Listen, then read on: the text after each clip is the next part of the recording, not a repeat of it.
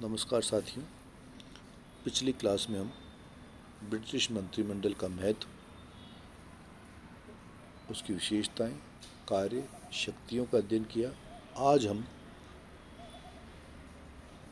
British मंत्रिमंडल के विविध रूपों का अध्ययन करेंगे और जिनमें प्रमुख हैं साझा मंत्रिमंडल, कोएलिशन कैबिनेट, युद्ध मंत्रिमंडल वॉर कैबिनेट, आंतरिक मंत्रिमंडल इनर कैबिनेट और छाया मंत्रिमंडल शैडो कैबिनेट। साझा मंत्रिमंडल का निर्माण उन परिस्थितियों में होता है जबकि कॉमन सभा में किसी भी दल को पूर्ण बहुमत प्राप्त नहीं हो और कॉमन सभा में विश्वास प्राप्त करने के लिए कई दल मिलकर सरकार का निर्माण करें या बहुमत को प्राप्त करें। उस परिस्थितियों में इसका निर्माण किया जाता है। इसके अतिरिक्त असाधारण परिस्थितियाँ या देश के समक्ष कोई महत्वपूर्ण चुनौती हो, उसका सामना करने के लिए भी इसका निर्माण किया जाता है। या उस परिस्थिति में एकता की आवश्यकता होती है, उस समय सभी दल मिलकर मंत्रिमंडल का निर्माण करते हैं, जिसको हम संयुक्त रूप से देश की रक्षा में भाग लेते हैं।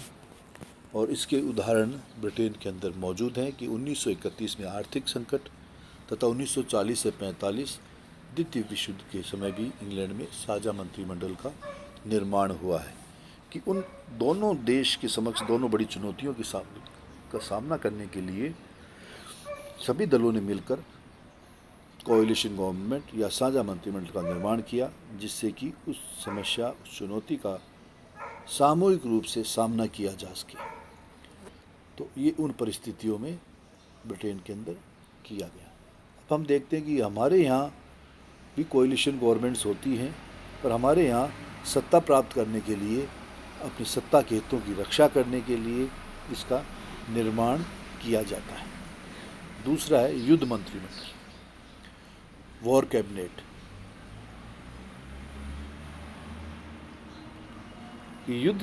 युद्ध की परिस्थितियों या युद्ध के समय ये आवश्यक हो जाता है कि शीघ्रता से कोई नीतिगत निर्णय लिया जाए या उसकी आवश्यकता होती है। इसलिए शासन की सर्वोच्च नीति के निर्धारण तथा शासन के निर्देशन से कुछ लोगों को, मंत्रिमंडल के सदस्यों को इस कार्य के लिए नामित या नॉमिनेट किया जाता है और कुछ लोगों की एक समिति को मनोनीत किया जाता है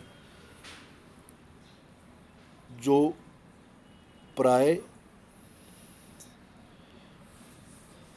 किसी न किसी विभाग के मुखिया होते हैं कैबिनेट के सदस्य होने की वजह से, पर उनको उस समय उन परिस्थितियों में सिर्फ युद्ध संबंधी निर्णय लेने के लिए मनोनीत या नामित किया जाता है और उस समय सिर्फ वो उसी कार्य को देखते हैं और निर्णय करते हैं, जिससे कि वो पूरा समय उस समस्या के निराकरण के लिए, उन परिस्थितियां जो उत्पन्न हुई हैं उनके निराकरण के लिए दे सकें और शीघ्रता से निर्णय लिया जा सके। और इसमें करीब 4-5 लोगों को मंत्रिमंडल के नामित किया जाता है। ये मंत्रिमंडल अल्पकाल के लिए होता है, उस समय परिस्थितियों विशेष के लिए इसका गठन किया जाता है। और ब्रिटिश शासन में इसका उदाहरण नज़र भी आता है कि 1916 में लॉर्ड जॉर्ज ने प्रथम विश्व युद्ध के समय और 1940 में चर्चिल ने द्वितीय विश्व युद्ध के समय 5 मंत्रियों का नॉमिनेट किया इस युद्ध मंत्रिमंडल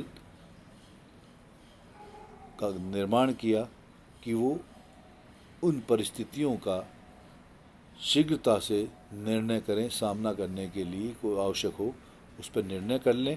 तो ये सिर्फ परिस्थिति विशेष में युद्ध के समय होता है और ये लोग सिर्फ उस काल में, उस समय सिर्फ अपने पूर्व जो विभाग हैं जिनके वो मंत्री है, उस कार्य से उनको मुक्त किया जाता है और उनको सिर्फ युद्ध संबंधी परिस्थितियों पर निर्णय लेने के लिए स्वतंत्र और छोड़ा जाता है, जिससे कि वो शीघ्रता से निर्णय ले सके, क्योंकि युद्ध के समय इतना समय नहीं है कि उन पर पूरे मंत्रिमंडल के साथ चर्चा कर कोई नीतिगत निर्णय लिया जाए, क्योंकि वो समय बड़ा महत्वपूर्ण होता है उन परिस्थितियों में। और इसलिए एक लघु इकाई को नॉमिनेट किया जाता है जिसको युद्ध मंत्रिमंडल कहा जाता है।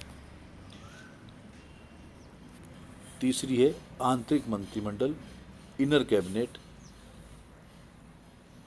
चूँकि मंत्रिमंडल एक वृहद इकाई है जिसमें 15 से 20 मंत्री होते हैं, इसलिए प्रधानमंत्री सभी सदस्यों से परामर्श नहीं कर पाता किसी भी नीतिगत निर्णय को लेने से पहले या मंत्रिमंडल में रखने से पहले। तो उससे पूर्व वे अपने कुछ विश्वसनीय, विश्वास पात्र 4 से 6 लोगों के साथ सलाह कर लेता है और शासन संबंधी सर्वोच्च नीति का निर्धारण वस्तुतः आंतरिक मंत्रिमंडल ही करता है। और इस प्रकार आंतरिक मंत्रिमंडल एक अनौपचारिक संगठन है जिसमें सदस्यों को प्रधानमंत्री का विश्वास प्राप्त होता है, जिसके लिए हम आजकल एक नया शब्द आया है किचन कैबिनेट, उसका भी प्रयोग करने लगे हैं। कि हम कहते हैं कि साहब ये तो किचन कैबिनेट के सदस्य हैं, प्रधानमंत्री के बहुत नज़दीकी हैं या मुख्यमंत्री के बहुत नज़दीकी हैं। कि मंत्रिमंडल में तो काफ़ी लोग हो सकते हैं और वो पार्टी की परिस्थितियों के अनुसार उसमें शामिल किए जाते हैं, महत्व के आधार पर शामिल किए जाते हैं। पर किचन कैबिनेट जिसको हमने एक नया नाम दिया है, वो इनर कैबिनेट का एक अलग से नाम है जो प्रचलन में आया।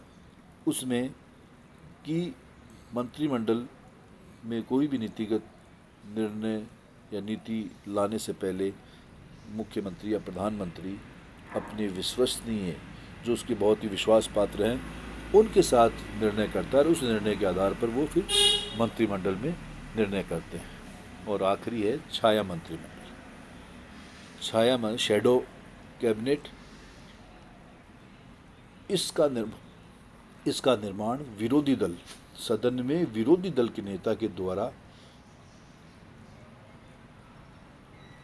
किया जाता है।